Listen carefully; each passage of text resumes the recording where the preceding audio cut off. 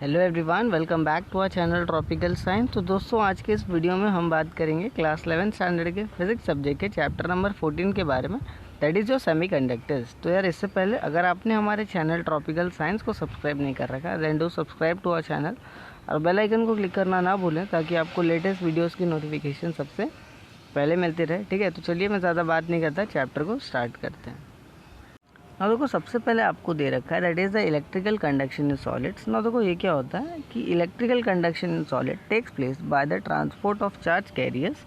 It depends on the temperature, the number of charge carriers, mobility etcetera. ना देखो, इसका simple कहने का मतलब ये है कि जो भी आपका सॉलिड होता है ना, उसके अंदर जो भी इलेक्ट्रिकल कंडक्शन हो रहा है ना, वो किसकी वजह से होता है? वो होता है बिकॉज ऑफ आपका चार्ज कैरियर्स। ठीक है, जब आपका चार्ज कैरियर्स एक जगह से दूसरी जगह ट्रांसफ़र होते हैं ना, ट्रांसपोर्ट होते हैं, राइट, तो बेसिकली वहाँ पे क्या होता है? इलेक्ट्रिकल कंडक्शन होता है ना। ये तीन चीज़ पे डिपेंड करता है। सबसे पहला आपका टेम्परेचर, नेक्स्ट है आपका नंबर ऑफ चार्ज कैरियर्स और नेक्स्ट है आपका मोबिलिटी। ठीक है, यहाँ तक। ना देखो, अपार्ट फ्रॉम दिस यहाँ पे there can be 3 type of electrical conduction. सबसे पहला in the case of conductor, second in the case of semiconductor और third in the case of insulators. ना देखो, कंडक्टर्स के केस में क्या होता है कि आपके large number of free electrons जो होते हैं वो क्या कर सकते हैं? आपके ट्रांसफ़र हो सकते हैं। ठीक है, यहाँ तक ऑल राइट। सेकेंड केस है आपका सेमीकंडक्टर्स, राइट ना। इसमें क्या होता है? आपका moderate number of free electron जो होते हैं वो क्या हो सकते हैं? आपके ट्रांसफ़र हो सकते हैं। वाइल थर्ड केस में क्या है आपका? इंसुलेटर्स। यहाँ पे बहुत ही negligible amount of free electrons होते हैं, है ना, बहुत ही small amount of free electrons होते हैं जो क्या कर सकते हैं? ट्रांसफ़र कर सकते हैं। ठीक है, यहाँ तक ऑल राइट। ना देखो, नेक्स्ट आपको दे रखा है that is your types of semiconductors. So there are 3 types of semiconductors. सबसे पहला होता है आपका that is your elemental semiconductor. इसमें क्या होता है कि आपका सेमीकंडक्टर जो है वो एलिमेंटल फॉर्म में एग्जिस्ट करता है ना। एग्जांपल क्या आपका? सिलिकॉन और जर्मेनियम। सेकंड है आपका कंपाउंड सेमीकंडक्टर, है ना। यहाँ पर क्या होता है कि जो आपका सेमीकंडक्टर कंपाउंड के फॉर्म में एग्जिस्ट करता है, राइट। यहाँ पे एग्जाम्पल क्या आपका? Cadmium sulphide, zinc sulphide etcetera. ठीक है, तो ये चीज़ आपको ध्यान में रखना है। वाइल थर्ड वाला क्या आपका? Organic semiconductor. ना ये क्या होता है कि ऐसे सेमीकंडक्टर्स होते हैं, है ना, जिसके अंदर बेसिकली कार्बन और हाइड्रोजन आपके पाए जाते हैं ना, एज अ बेसिक एलिमेंट पाए जाते हैं। एग्जांपल क्या आपके? दैट इज़ योर एंथ्रासीन है, नेक्स्ट है आपका पॉलीन एनिलीन है एक्सेट्रा एक्सेट्रा। ठीक है, यहाँ तक ऑल राइट। आगे बढ़ जाते हैं। ना देखो, आगे आपको दे रखा है that is the band theory of solids. ना देखो, ये क्या कहता है कि when a solid is form the atom come close to each other and the interaction between the outermost electron is more due to overlapping। यानी इसका simple मतलब ये हुआ, जब भी आपका सॉलिड फॉर्म होता है तो वहाँ पर जो एटम्स होते हैं ना, वो एक दूसरे से बहुत ही क्लोजली पैक होते हैं। ये सुनो, अच्छा, तो क्लोजली पैक होते तो होता क्या है कि उनके जो एनर्जी लेवल्स हैं ना वो ओवरलैप कर जाते हैं। क्या कर जाते हैं? ओवरलैप कर जाते हैं। इसी वजह से जो आपका आउटर मोस्ट इलेक्ट्रॉन्स है ना, वो ज़्यादा इंटरैक्ट कर पाते हैं। या सुनो, अच्छा, एज अ रिज़ल्ट होता ही है कि जो आपका एनर्जी लेवल्स है ना वो स्प्लिट हो जाता है। किस में? आपका सब लेवल्स में स्प्लिट हो जाता है ना। देखो, सब लेवल्स के बीच में जो सेपरेशन होता है ना वो इतना स्मॉल होता है कि जो आपका एनर्जी लेवल है वो आपको एकदम कंटिन्यूसली दिखाई देता है ना। और इसी कंटिन्यूस एनर्जी लेवल को हम क्या बोलते हैं? आपका एनर्जी बैंड बोलते हैं। ठीक है, यहाँ तक, जैसे कि आप यहाँ डायग्राम में देख सकते हो ना। देखो, बैंड आपका 1s बैंड हो सकता है, 2s बैंड हो सकता है, ठीक है, एंड 2p बैंड है, और इस तरीके से आपका ये बढ़ते जाएगा। ठीक है, जो भी आपका ऑफ-बोफ प्रिंसिपल था, है ना, जो आपने केमिस्ट्री में पढ़ा था, तो ये उसके अकॉर्डिंगली क्या होते जाता है? बढ़ते जाता है। ठीक है, यहाँ तक ऑल राइट। ना देखो, इसी में आगे क्या दे रखा है? For an atom the top most occupy energy level is called the valence level and the corresponding energy band is called the valence band. यानी किसी भी एटम के लिए जो उसका लास्ट शेल होता है उसको हम क्या बोलते हैं? वैलेंस शेल बोलते हैं। यहाँ पे क्या दे रखा है? वैलेंस लेवल दे रखा है। ये सुनो, अच्छा ना, उसके करस्पॉन्डिंग जो एनर्जी बैंड होगा उसको हम क्या बोलेंगे? वैलेंस बैंड बोलेंगे। क्या बोलेंगे? क्या बोलेंगे? वैलेंस बैंड बोलेंगे। ना देखो, नेक्स्ट क्या दे रखा है? The immediate next energy level, है ना, that the electron can occupy is called the conduction level and the band formed by the conduction level is called the conduction band। यानी जो भी इमीडिएटली, जैसे कि आप डायग्राम में देख रहे हो, है ना, जो भी आपका वैलेंस बैंड है इसके इमीडिएटली जो नेक्स्ट बैंड होगा, है ना, नेक्स्ट एनर्जी लेवल है, उसको हम क्या बोल रहे हैं? आपका कंडक्शन लेवल बोल रहे हैं, और उसके करस्पॉन्डिंग बैंड को क्या बोलोगे? कंडक्शन बैंड बोलोगे। ये सुनो, अच्छा ना, देखो, कंडक्शन बैंड और वैलेंस बैंड के बीच में जो गैप है, यहाँ पे आपको गैप दिख रहा है ना, the gap between the bottom of the conduction band के नीचे है, and the top of the valence band यानी वैलेंस बैंड के ऊपर है। ये सुनो, अच्छा, उसको हम क्या बोलते हैं? एनर्जी गैप बोलते हैं, या फिर आप उसको बैंड गैप भी बोल सकते हो। All right.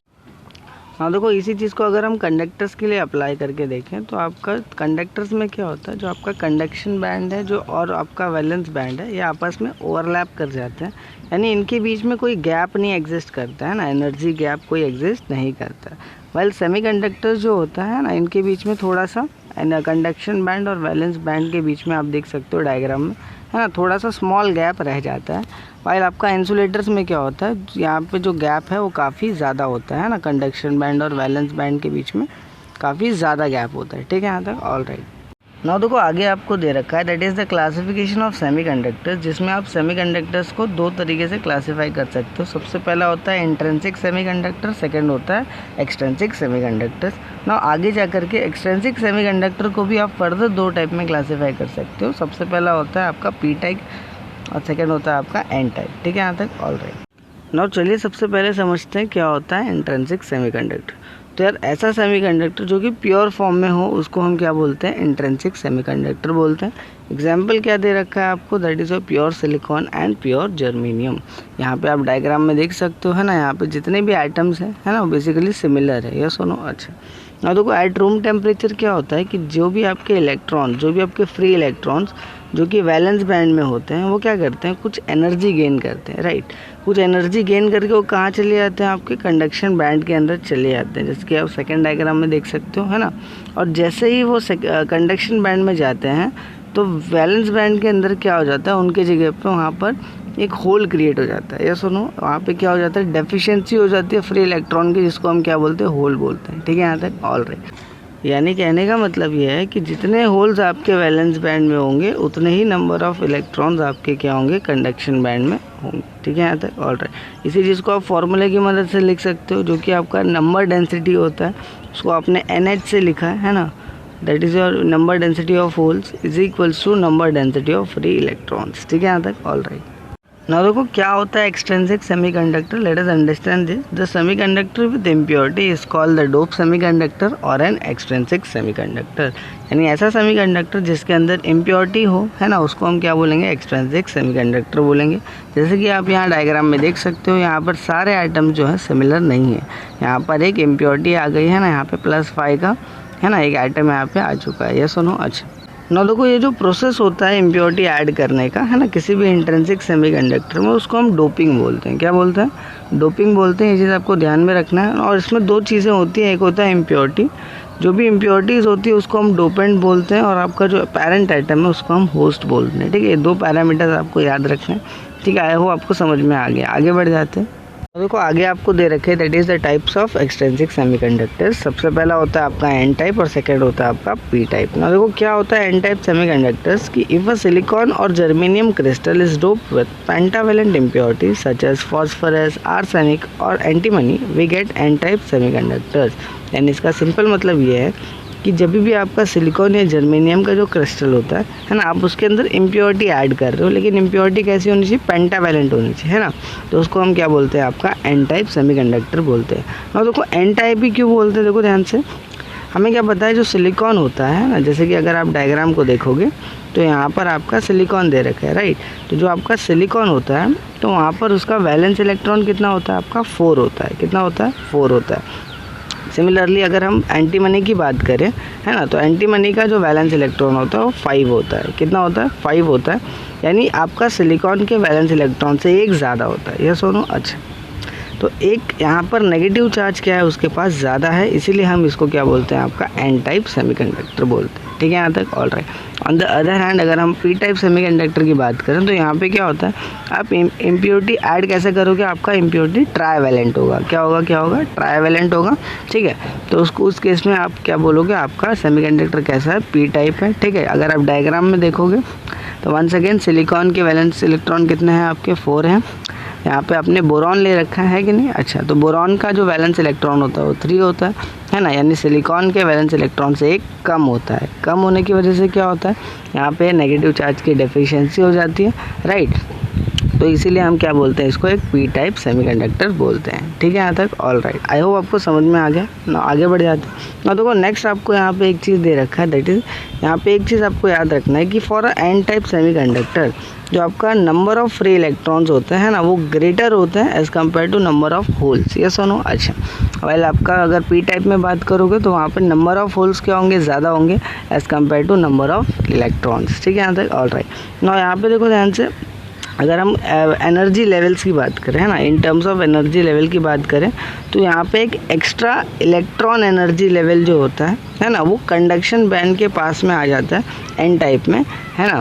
वाइल अगर पी टाइप में देखें तो पी टाइप में क्या होता है, जो एक्स्ट्रा होल एनर्जी लेवल होता है ना, यहाँ पे ये आपका वैलेंस बैंड की तरफ क्या हो जाता है, आ जाता है। ठीक है यहाँ तक, ऑल राइट।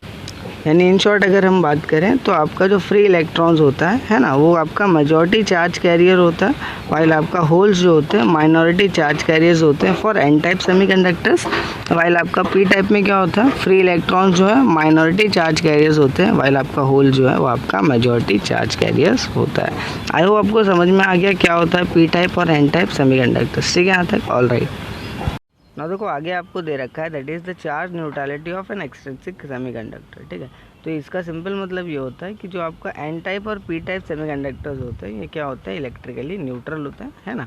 और यहाँ पर आपको ऑलवेज रिमेंबर में भी कुछ दे रखा है, क्या दे रखा है, यहाँ पे एक रिलेशन दे रखा है that is N E into N H is equals to N I the hole square. ठीक है, यहाँ पे एन आई क्या है, आपका इंट्रिंसिक सेमीकंडक्टर। ठीक है यहाँ तक, ऑल राइट। अब देखो ध्यान से, यहाँ पे एक क्वेश्चन दे रखा है। क्वेश्चन क्या दे रखा है, a pure silicon crystal has 4 × 10⁻28 atoms per metre cube.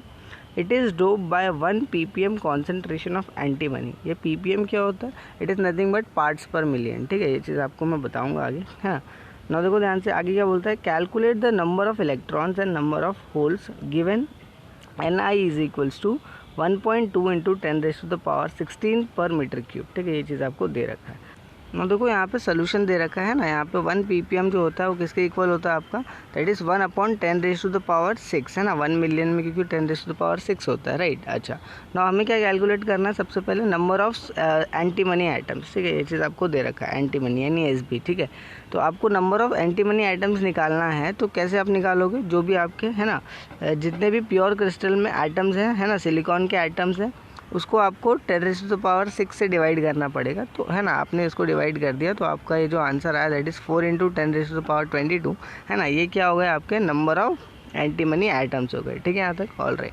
ना आगे क्या बोलता है, as 1 pentavalent impurity items donate 1 free electron to the crystal, therefore number of free electron in the crystal is equals to 4 × 10⁻22 पर मीटर क्यूब। ठीक है, तो ये चीज़ क्या कहना चाह रहा है कि यार हमें क्या पता है कि जो आपका एंटीमनी का आइटम होता है वो पेंटावेलेंट होता है, राइट। अच्छा, पेंटावेलेंट है, इसका मतलब क्या हुआ कि वो एक ही एक्स्ट्रा इलेक्ट्रॉन उसके पास होता है जो वो डोनेट कर सकता है, राइट। अच्छा, तो इस तरीके से टोटल जितने भी नंबर ऑफ आइटम्स हैं एंटीमनी के, उतने नंबर ऑफ इलेक्ट्रॉन क्या हो जाएंगे आपके, है ना, बेसिकली डोनेट हो पाएंगे। अरे बात समझ, ऑल राइट।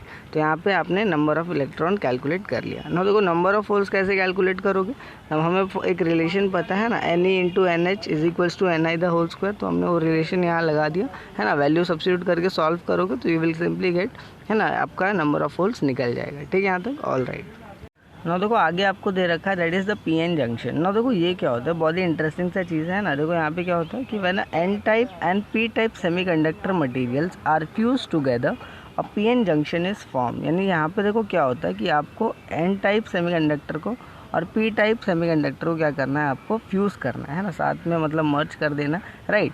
तो आपका जो बनेगा वहाँ पे क्या होता है, आपका एक जंक्शन क्रिएट होता है जिसको हम क्या बोलते हैं, पी एन जंक्शन। ठीक है यहाँ तक, यहाँ पे उसका डायग्राम दे रखा है, आप देख सकते हो ना। देखो आगे जा कर के इसमें 2 प्रोसेस होते हैं ना। सबसे पहला क्या होता है, इसमें डिफ्यूजन होता है। ठीक है, डिफ्यूजन को समझना है। देखो डिफ्यूजन क्या होता है कि जैसे ही आपने है ना पी टाइप और आपका एन टाइप सेमीकंडक्टर को फ्यूज़ किया तो होता क्या है कि यहाँ पर आपका पी रीजन जो होता है ना, ये रेड वाला आप दिख रहा है ना, ये आपका पी रीजन है। ठीक है, यानी होल्स है, राइट। अच्छा, यहाँ पे आपके ब्लू वाले कलर के जो दिख रहे हैं आपको, ये क्या आपके that is your free electrons, right. अच्छा, तो होगा क्या, देखो ध्यान से, जैसे ही यहाँ पर आप बेसिकली दोनों को फ्यूज़ करते हो, राइट, तो होता ये है कि यहाँ पर ट्रांसफ़र हो जाता है इलेक्ट्रॉन्स और होल्स का, है ना, across the P N junction. ठीक है, इसी प्रोसेस को हम क्या बोलते हैं, डिफ्यूजन बोलते हैं। यानी ये जो इलेक्ट्रॉन्स है क्या हो जाते हैं, होल्स की तरफ अट्रैक्ट हो जाते हैं, राइट। अच्छा, तो यहाँ पे देखो ध्यान से, जैसे ही इलेक्ट्रॉन होल्स की तरफ अट्रैक्ट होंगे तो जहाँ पर ये इलेक्ट्रॉन पहले प्रेजेंट थे है ना, वहाँ पर क्या हो जाएगा, होल क्रिएट हो जाएगा, ठीक है। तो अल्टीमेटली यहाँ क्या हो जा रहा है, ट्रांसफ़र हो जा रहा है इलेक्ट्रॉन्स और होल्स का, ठीक है। तो इसी प्रोसेस को हम क्या बोलते हैं, आपका डिफ्यूजन। ऑलराइट, ना देखो एक चीज़ होता है डिप्लीशन रीजन। ना ये क्या होता है, देखो ध्यान से, this region across the PN junction where there is no charge is called the depletion region. और देखो यहाँ पे आपका ये पीएन जंक्शन था, ठीक है, यहाँ पे आपका पी टाइप है, यहाँ पे आपका एन टाइप रीजन है, ठीक है, यहाँ तक ऑलराइट। ना होता ये है कि जैसे ही आपके एन टाइप के इलेक्ट्रॉन्स, राइट, यहाँ पे स्टार्टिंग में आपका ये एन रीजन है ना, और ये आपका पी रीजन है, राइट। अच्छा, तो यहाँ के जो इलेक्ट्रॉन्स है ना, वो क्या कर दिए, आपके होल्स की तरफ चले गए, राइट। तो वो होल्स की तरफ चले गए, इसका मतलब वहाँ पे वो वाला पार्ट क्या हो गया, नेगेटिव हो गया, राइट। अच्छा, और यहाँ पे इस तरफ क्या है आपका, वहाँ पर क्या हो गया, डेफिशिएंसी हो गया, यानी वहाँ पर क्या आ गया, पॉजिटिव चार्ज आ गया, राइट। तो यहाँ पर क्या हो जाता है, ये दोनों एक दूसरे को बैलेंस कर जाते हैं और यहाँ पर कोई चार्ज एग्जिस्ट नहीं करता है, ठीक है। इसी रीजन को हम क्या बोलते हैं, डिप्लीशन रीजन, ठीक है। ये चीज़ आपको याद रखना है। सो आगे आपको दे रखा है that is biasing of PN junction, है ना। देखो ध्यान से किस तरीके से हम बाइसिंग करते हैं, दो तरीके से करते हैं। सबसे पहला होता है फॉरवर्ड बाइस, सेकंड होता है आपका रिवर्स बाइस, ठीक है। अब देखो फॉरवर्ड बाइस में क्या होता है कि जो आपका पी रीजन होता है, राइट, पी रीजन जो होता है वो पॉजिटिव टर्मिनल से कनेक्टेड होता है ना। यहाँ पे आप देख सकते हो जो आपका पी रीजन है ना, यानी आपका ये जो है ना पी रीजन है वो किससे कनेक्टेड है, पॉजिटिव टर्मिनल से कनेक्टेड है। और आपका एन रीजन जो होता है ना जंक्शन का, वो किससे कनेक्टेड होता है, आपका नेगेटिव टर्मिनल से कनेक्टेड होता है ऑफ द वोल्टेज सोर्स है, ठीक है, यहाँ तक ऑलराइट। सिमिलरली रिवर्स बायस में क्या होगा, इसका उल्टा हो जाएगा। इसका उल्टा इन द सेंस, देखो ध्यान से, आपका पी रीजन जो होगा वो नेगेटिव टर्मिनल से कनेक्टेड होगा, जैसे कि आप डायग्राम में देख सकते हो। वाइल आपका एन रीजन जो होगा वो positive terminal of the voltage source से क्या होगा, कनेक्टेड होगा, ठीक है, यहाँ तक ऑलराइट। सो आगे आपको दे रखा है that is a PN junction diode. ना ये क्या होता है, a PN junction when provided with metallic connectors on each side is called the junction diode or simply a diode। यानी ये इसका कहने का मतलब ये हुआ कि जब भी आपके पास जो PN जंक्शन होता है, राइट, तो आप क्या कर रहे हो, उसको मेटालिक कनेक्टर लगा रहे हो, है ना, उसके दोनों साइड में क्या कर रहे हो, मेटालिक कनेक्टर लगा रहे हो, राइट। यानी इन शॉर्ट आप उसको सर्किट के अंदर क्या कर रहे हो, पुट कर रहे हो, है ना। तो उसको हम क्या बोलते हैं, आपका जंक्शन डायोड बोलते हैं, ठीक है, यहाँ तक ऑलराइट। अब देखो इसको यहाँ पे आपको सर्किट उसका सिंबल दे रखा है, ठीक है, ये चीज़ आपको ध्यान में रखना है ना। इसके अंदर एक एरो होता है जो कि क्या इंडिकेट करता है, आपका डायरेक्शन ऑफ कन्वेंशनल करंट, है ना, डायरेक्शन ऑफ करंट को इंडिकेट करता है, राइट। और यहाँ पर देखो जो उसका पी साइड होता है ना, वो आपका एनोड को रिप्रेजेंट करता है, और आपका एन साइड होता है वो किसको रिप्रेजेंट करता है, आपका कैथोड को रिप्रेजेंट करता है, ठीक है, यहाँ तक ऑलराइट। ना देखो डायोड जो होता है, राइट, तो उसको हम ना क्या करते हैं, दो तरीके से क्या कर सकते हैं, है ना, उसको हम कनेक्ट कर सकते हैं। सबसे पहला होता है फॉरवर्ड बायस और सेकंड होता है आपका रिवर्स बायस। जैसे कि आप डायग्राम में देख सकते हो, पहला वाला जो डायग्राम है उसमें कैसे कनेक्टेड है, आपका डायोड फॉरवर्ड बायस में है, वाइल सेकंड वाले में क्या है, आपका रिवर्स बायस में, ठीक है। आइए इसको वन बाय वन डिटेल में समझते हैं। ना देखो फॉरवर्ड बायस में जो आपका एनोड होता है वो आपका कनेक्टेड होता है हायर पोटेंशियल से, है ना, और आपका जो कैथोड होता है वो कनेक्टेड होता है आपका लोअर पोटेंशियल से, ठीक है। ये चीज़ आपको ध्यान में रखना है। वाइल रिवर्स बायस में क्या होता है, इसका उल्टा हो जाता है ना, यानी आपका जो एनोड होता है वो कैसे कनेक्टेड होता है, आपका to the lower potential connect होता है, वाइल आपका कैथोड जो होता है वो कैसे कनेक्ट होता है, टू द हायर पोटेंशियल, ठीक है। ये चीज़ आपको ध्यान में रखना है ना। यहाँ पे देखो आपको यहाँ पे करंट वर्सेस वोल्टेज का ग्राफ दे रखा है ना। तो फॉर फॉरवर्ड बायस क्या होता है, जो ग्राफ जो होता है, ठीक है, स्टार्टिंग में स्लोली इंक्रीज होता है, फिर एकदम से राइज कर जाता है ना, यहाँ पे आप देख सकते हो, ठीक है। अच्छा, और वाइल रिवर्स बायस के लिए आप देखोगे तो यहाँ पे पीछे एक्सटेंड किया हुआ है ना, एकदम स्लोली डिक्रीज हो रहा है, फिर एकदम से डिक्रीज हो जाता है, राइट। अच्छा, तो ये आपका यहाँ पे ग्राफ दे रखा है, ऑल राइट। ना देखो नेक्स्ट इसमें एक चीज़ अपने को ध्यान में रखना है कि जो आपका फॉरवर्ड बायस है ना, यहाँ पर जो डिप्लीशन रीजन होता है उसका जो विथ होता है ना, वो डिक्रीज हो जाता है, ठीक है। फॉरवर्ड बायस के इस केस में क्या होता है, जो आपका विथ होता है डिप्लीशन रीजन का, है ना, वो क्या हो जाता है, डिक्रीज हो जाता है, जैसे कि आप यहाँ डायग्राम में देख सकते हो, है ना। वाइल अगर हम रिवर्स बायस की केस में बात करें तो जो आपका विथ होता है डिप्लीशन रीजन का वो इंक्रीज हो जाता है, ठीक है। ये बहुत इंपॉर्टेंट चीज़ है ना, ये आपको याद रखना है, तो आप डायग्राम में भी देख सकते हो। अच्छा, नेक्स्ट इन शॉर्ट यार इसका कहने का मतलब ये हुआ कि अगर आपका डिप्लीशन रीजन का जो विथ है ना, अगर डिक्रीज हो जाता है, इसका मतलब वहाँ पर रेजिस्टेंस क्या हो जाएगा, लो हो जाएगा, या सुनो। अच्छा, यानी वहाँ पर करंट क्या होगा, ज़्यादा से ज़्यादा फ्लो करेगा, ठीक है, यहाँ तक all right. On the other hand अगर हम बात करें, अगर विथ आपका इंक्रीज हो जाएगा मतलब वहाँ पर रेजिस्टेंस भी हाई होगा, है ना, रेजिस्टेंस ज़्यादा होगा, इसका मतलब वहाँ पर करंट क्या होगा, बहुत ही लो फ्लो करेगा, लेस फ्लो करेगा, ठीक है, यहाँ तक ऑल राइट। ना देखो आगे आपको यहाँ पे सिलिकॉन डायोड के लिए है ना फॉरवर्ड बायस में ग्राफ प्लॉट कर रखा है ना, यहाँ पे आप देख सकते हो। तो यहाँ पे उसी तरीके से है ना सिलिकॉन के लिए जो आपका नी वोल्टेज आता है वो कितने पे आता है, दैट इज़ 0.7 पे आता है। ठीक है, यहाँ पे आप देख सकते हो है ना। 0.7 के बाद क्या होता है, ग्राफ एकदम से राइज कर जाता है। अगर आप रिवर्स बायस के केस में बात करोगे तो यहाँ पे ग्राफ आप देख सकते हो स्लोली डिक्रीज होता है ना, फिर एकदम से डिक्रीज हो जाता है। ठीक है, यहाँ तक ऑल राइट। ना देखो आगे आपको एक नेक्स्ट टॉपिक दे रखा है, that is the static and dynamic resistance of a diode. ना ये क्या होता है, ध्यान दो। हमें पता है जो रेजिस्टेंस होता है वो किसी भी डायोड के लिए बहुत ही इंपॉर्टेंट प्रॉपर्टी कहलाई जाती है। ठीक है ना, देखो आइडियल डायोड की अगर हम बात करें, राइट, तो अगर हम आइडियल डायोड की बात करें तो उसके केस में आपका वो ज़ीरो रेजिस्टेंस ऑफर करता है आपका फॉरवर्ड बायस में, वाइल आपका इनफाइनाइट रेजिस्टेंस ऑफर करता है आपका रिवर्स बायस में। ठीक है, तो ये आइडियल डायोड की केस की बात है ना। अगर इन्हीं दोनों स्टेटमेंट को अगर हम ग्राफ में प्लॉट करें तो आप यहाँ देख सकते हो है ना कि जो आपका फॉरवर्ड बायस है वहाँ पे आपका वाई एक्सिस पे आपका है ना ग्राफ आ रहा है, वाइल आपका रिवर्स बायस में एक्स एक्सिस में नेगेटिव रीजन की तरफ आ रहा है। ठीक है, ऑल राइट। ना देखो इसके दो टाइप होते हैं, एक होता है स्टैटिक रेजिस्टेंस और एक होता है डायनेमिक रेजिस्टेंस। ना देखो स्टैटिक रेजिस्टेंस क्या होता है ना, ध्यान दो। When a PN junction diode is forward biased, it offers a resistance in a circuit. This resistance is called the static or DC resistance of a diode. इसको हम स्मॉल लेटर RG से denote करते हैं ना। ये होता ये है कि जब भी हमारा PN जंक्शन डायोड जो होता है अगर वो फॉरवर्ड बायस है, राइट, कैसा है वो आपका फॉरवर्ड बायस है, तो हमें क्या पता है वहाँ पर रेजिस्टेंस आपका ऑफर होता है। ये सुनो, अच्छा, उसी रेजिस्टेंस को हम क्या बोलते हैं, आपका स्टैटिक रेजिस्टेंस या फिर हम DC रेजिस्टेंस बोलते हैं। ठीक है, यहाँ तक ऑल राइट। यानी इन शॉर्ट आपको ये याद रखना है कि जो DC रेजिस्टेंस होता है किसी भी डायोड का वो होता है, it is the ratio of DC voltage across the diode two the DC current. ठीक है, फ्लोइंग थ्रू इट, है ना। ये चीज़ आपको याद रखना है। इसका फॉर्मूला यहाँ पे आपको दे रखा है ना, that is RG is equals to V upon I। ठीक है, यहाँ तक ऑल राइट। नाउ नेक्स्ट होता है आपका डायनेमिक रेजिस्टेंस। ठीक है, ये क्या होता है, the dynamic resistance of a diode that is the small letter RG at a particular applied voltage is defined as the RG is equals to delta V upon में डेल्टा I। ठीक है, तो ये चीज़ आपको याद रखना है कि यहाँ पे स्मॉल लेटर RG से डिनोट कर रहे हैं ना, इसको हम AC वोल्टेज भी बोलते हैं, AC रेजिस्टेंस भी बोलते हैं, राइट। और इसका फॉर्मूला क्या होता है, that is delta V upon में डेल्टा I। ठीक है, यहाँ तक ऑल राइट। अब देखो आगे क्या दे रखा है, the dynamic resistance of a diode depends on the operating voltage. यानी वही चीज़ है कि ये आपका वोल्टेज पे क्या करता है, डिपेंड करता है। ठीक है, यहाँ पे आपको AC और DC रेजिस्टेंस का यहाँ पे है ना किसी भी डायोड के लिए आपको क्या दे रखा है, ग्राफ दे रखा है। ठीक है, तो किस तरीके से ग्राफ आता है आप यहाँ देख सकते हो। ठीक है, तो यहाँ पे आप गो थ्रू कर सकते हो। आगे बढ़ जाते हैं। सो आगे आपको दे रखा है that is the semiconductor devices. ठीक है, जो सेमीकंडक्टर डिवाइसेस होते हैं, राइट, तो इनके बहुत सारे एप्लीकेशंस होते हैं डिफरेंट फील्ड्स के अंदर। ठीक है, और इसके कुछ एडवांटेजेस होते हैं, कुछ उसके डिसएडवांटेजेस होते हैं ना। आइए इसको वन बाय वन समझते हैं क्या होता है ना। सबसे पहले एडवांटेजेस देखते हैं ना। तो सबसे पहले क्या दे रखा है, the electronic property of semiconductors can be controlled to suit our requirement.